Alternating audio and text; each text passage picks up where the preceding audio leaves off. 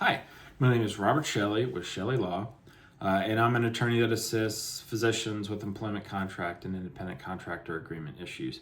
Today I'm going to talk about terminating a physician contract. So what are the things to think about prior to terminating the contract, and then what are some ways that the physician can be affected negatively after the contract ends. So many times I'll have physicians call me who have not yet terminated the contract, but they are either thinking about it or have determined that they're ready to leave.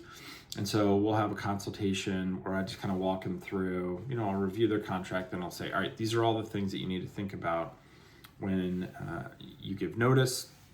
And then these are the things that you need to think about that could affect you after the contract ends. So first thing we talk about, identify how to terminate the contract. So every contract is a little bit different.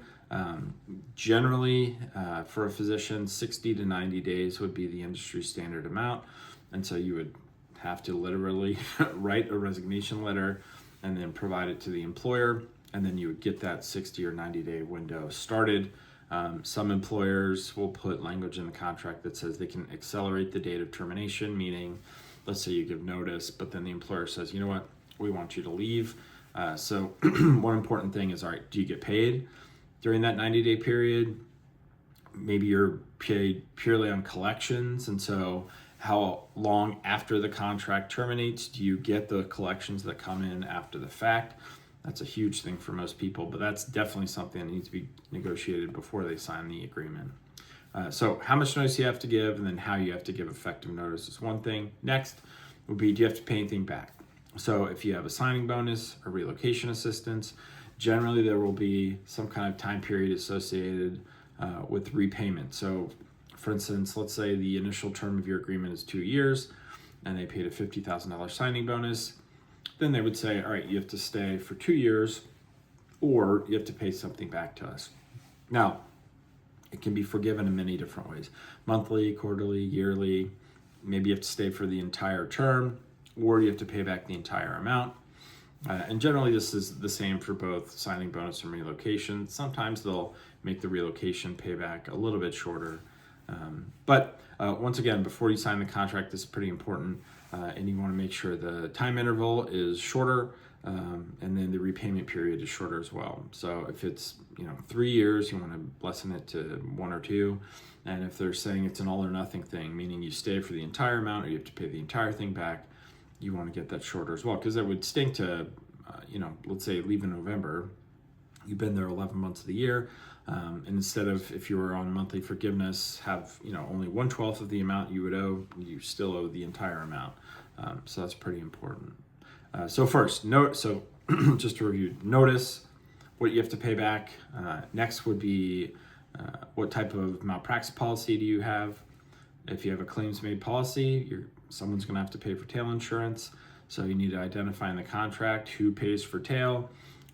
Tail generally needs to be secured prior to your last day of employment. So before the contract terminates, you'd have to pay normally the lump sum in advance. It's a one-time payment you have to pay every year, but it could be a significant amount of money. And if someone is not expecting to have to pay for tail, but the contract says they do, it can kind of be a shock for them. And then last would just be restrictive covenants. So the non-compete, the non-solicit, non-disparagement. These are the things that you can't do after the contract ends. And so identifying, all right, what's the scope? Meaning, let's say you're a hospitalist. You don't want the scope to be, you can't practice medicine within 10 miles of the hospital. You would say you can't practice as a hospitalist within 10 miles. Therefore, you could do urgent care or ED or primary care if you wanted to, just to give you options after the contract ends. And then as far as non-solicit goes, normally it's patients and employees. If it's an employee non-solicit, many times they'll stick in there that you can't hire any employees, and that's different than a non-solicit. Obviously there's a difference between initiating contact with somebody and then actually hiring them as well. Or if you're going to a new organization, do you even have hiring capacity? if you're just an employee, ultimately you're not the one making the decision of who's hired and who isn't. So those are the four main things that we talk about during in a employment contract termination review. There are always little particularities for each case. Maybe you're a J1, there's a lot of things that go into terminating that. Maybe you're an independent contractor, it's a little bit different than if you're terminating an employment agreement. So anyway, if you have any questions about your employment agreement or independent contractor agreement, or thinking of terminating your contract, feel free to contact my law firm. Our information is listed below in the description, and I appreciate you watching the video. All right, thanks, take care.